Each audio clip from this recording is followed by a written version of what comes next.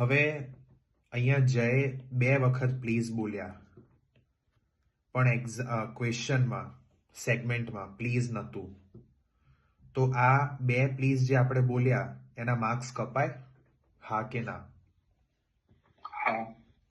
Addition of content definitely કપાય. હમણાં ખબર છે લાસ્ટ સેગમેન્ટમાં આઈ થિંક સંકેતે ખૂબ ખૂબ આભાર એવું કીધું હતું, અને ક્વેશ્ચનમાં શું હતું? Thank you for calling centre link. તો એનો આન્સર શું થાય?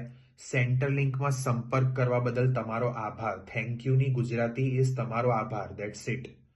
પણ તમે એવું કહો ને તમારો ખૂબ ખૂબ આભાર, તો એ ખૂબ ખૂબ જે તમે 2 વખત બોલ્યા ને એના માર્ક્સ કટ થાય, because you have added content. એટલું સેન્સિટિવ છે.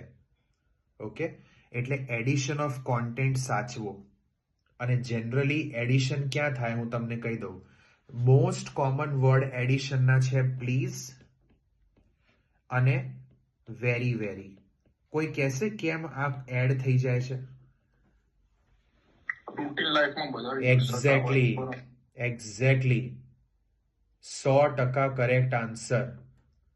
રૂટીન લાઈફમાં સ્પેશિયલી આપણે જોબ વર્લ્ડમાં, કોર્પોરેટ વર્લ્ડમાં બહાર રહીને ટેવ પડી ગઈ છે દરેક વસ્તુમાં પ્લીઝ પ્લીઝ પ્લીઝ બોલવાની, thank you thank you thank you બોલવાની. અને એના કારણે ફ્લોમાં કેટલી વખત પ્લીઝ બોલી ગયા એ ખબર જ ના પડી. પણ નાટીમાં એવું ના ચાલે.